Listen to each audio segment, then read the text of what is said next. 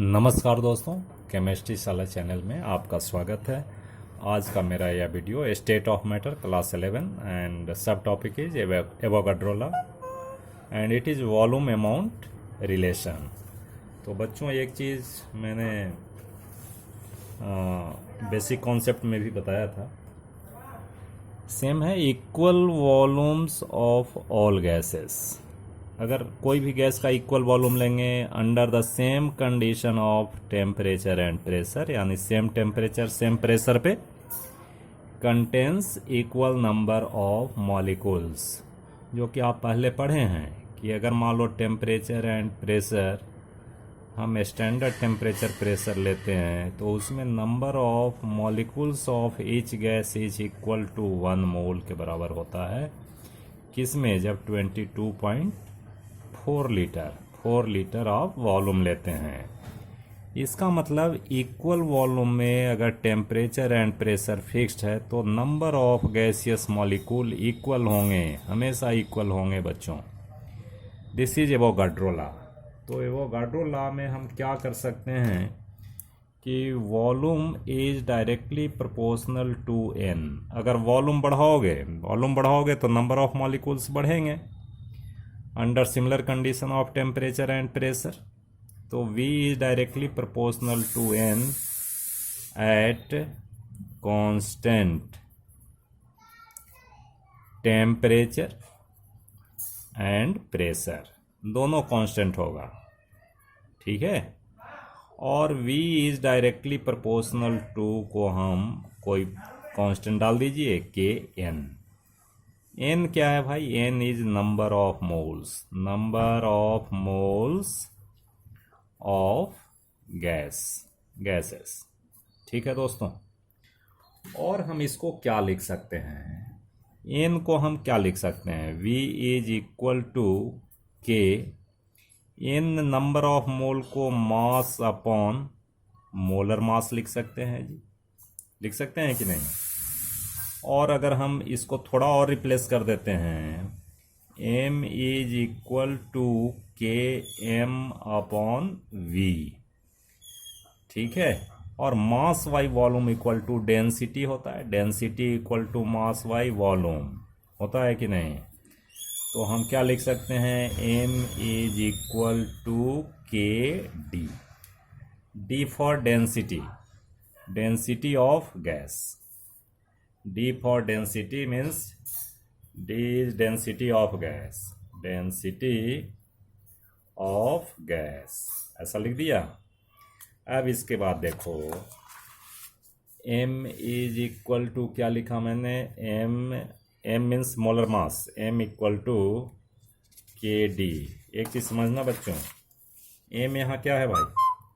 M is molar mass, ठीक है ना, मोलर मास, और this is mass means weight, ठीक है। अब यहां देखिए हम क्या लिख सकते हैं? m upon D equal to constant. अब कंडीशन 1 एंड 2 लेते हैं कि मान लो कि फर्स्ट कंडीशन में m1 है molar mass, density is d1, तो ये भी कांस्टेंट होगा। Condition 2 is there, this is m2 by d2, this is also constant, this is condition number 2। अब ये देखो, दोनों को अगर मिलाओगे from 1 and 2 क्या हो जाएगा भाई? क्या हो जाएगा? m1 by d1 equal to m2 by d2, यानी मोलर मास एंड डेंसिटी में रिलेशन आ गया है ना, relation between molar mass and density, ठीक है दोस्तों। इसको हम ऐसा भी लिख सकते हैं, d1 by m1 equal to d2 by m2, ऐसा भी लिख सकते हैं, कोई समस्या नहीं है, ठीक है। तो ये दोनों इक्वेशन हम लिखते हैं एवोगाड्रो लॉ से लिखते हैं, ठीक है बच्चों। आगे देखो, मैंने एक क्वेश्चन लिया है, pressure of 1 gram of an ideal gas at 27 degrees Celsius is found to be 2 bar. ठीक है. When 2 gram of another ideal gas B is introduced in same flask, same flask में डालते हैं at same temperature, the pressure becomes 3 bar. Find the relationship between their molar masses. तो ये same flask है, इसका मतलब वॉल्यूम सेम है भाई, और टेम्परेचर भी बाय द वे दोनों का सेम है. इसका मतलब है, इसको मैं ऐसा लिखूं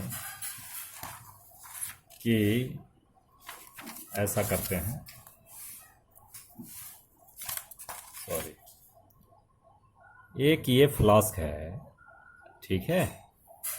इस फ्लास्क में क्या है भाई, अकॉर्डिंग टू पहला जने में देखा था, ये 1 ग्राम गैस डाला, ये मास M1 मास, और टेम्परेचर इसका कितना है 27 डिग्री सेल्सियस. ठीक है. अब इसी में ये वॉल्यूम देखो, वॉल्यूम फिक्स्ड है, वॉल्यूम फिक्स्ड यानी कांस्टेंट वॉल्यूम है. अब दूसरे गैस को इसी में डाला भाई, ये पहले गैस को, तो इसमें जो प्रेशर था, द प्रेशर इज 2 बार. ये डालने से प्रेशर कितना हो रहा है भाई 2 बार. लेकिन कंडीशन 2 क्या है, अब दूसरे गैस को हम डाल रहे हैं, दूसरे गैस को डाल रहे हैं, तो दूसरे गैस को कितना डाल रहे हैं भाई 2 ग्राम डाल रहे हैं, 2 ग्राम यानी M2. अब इसमें जो प्रेशर हो जा रहा है वो 3 हो जा रहा है, 3 बार हो जा रहा है. दिस इज P2, ये P1. तो इसमें आपको फाइंड करना है कि भाई ये जो मोलर मास इसका M1 है और M2 में क्या रिलेशन है, relation between M1 and M2. तो देखो बिल्कुल ये रिलेशन रखता है. सबसे पहले आप ऐसा कीजिए ना कि P1 V1 by T1 equal to P2 V2 by T2. ये कंबाइंड गैस इक्वेशन है. देखो टेम्परेचर दोनों में 27 डिग्री है, तो टेम्परेचर कांस्टेंट हो गया, कांस्टेंट हो गया. अब हमारा क्या करना है कि P1 V1 equal to P2 V2. कहता है कि वॉल्यूम भी कांस्टेंट है जी. तो वॉल्यूम कांस्टेंट है, तो अभी आपने जो पढ़ा एवोगाड्रो लॉ कि कांस्टेंट अगर वॉल्यूम है, ठीक है ना, एट कांस्टेंट वॉल्यूम क्या होता है, हम एक रिलेशन अभी कराया था, तो उसको याद रखना है बच्चों, ठीक है कि नहीं. अगर वॉल्यूम कांस्टेंट है तो V is directly proportional to, मैंने काम कराया था, डायरेक्टली प्रोपोर्शनल टू N कराया था, और V is equal to Kn कराया था, और V is equal to N को हम M by molar mass, mass upon molar mass के फॉर्म में लिखा था. ठीक है कि नहीं. और अगर हम ऐसा कांस्टेंट करते हैं तो एक रिलेशन मैंने अभी ड्रा किया था कि V को हम क्या लिख सकते हैं जी, अगर ये कांस्टेंट है तो V को हम M1 और M2 के फॉर्म में लिख सकते हैं ना. V1 M1 के फॉर्म में लिख सकते हैं, या M1 V1 ऐसा लिखें, और V2 इक्वल टू होगा M1 M2 और कैपिटल M2. तो हम इसको रिप्लेस करते हैं इसको P1, और सेम वेसल में डाला गया है, कोई बात नहीं है, तो ये M1 और M2 हो जाएगा. This is equal to P2 और this is M2 upon capital M2. अब इसमें सारा वैल्यू रख दीजिए. P1 कितना है भाई, तो P1 है 2 बार, मास कितना है 1 ग्राम, तो this is M2, oh sorry, this is M1. अब इसमें P2 कितना होता है 3, और मास कितना है 2 ग्राम, और दिस इज योर M2. तो relation between M1 and M2 क्या हो जाएगा भाई, 2M2 इक्वल टू 6M1, और M1 upon M2 equal to 2/6, यानी 1/3। ठीक है दोस्तों। सो रिलेशन इज दैट, रिलेशन क्या आ गया, m2 is thrice of m1।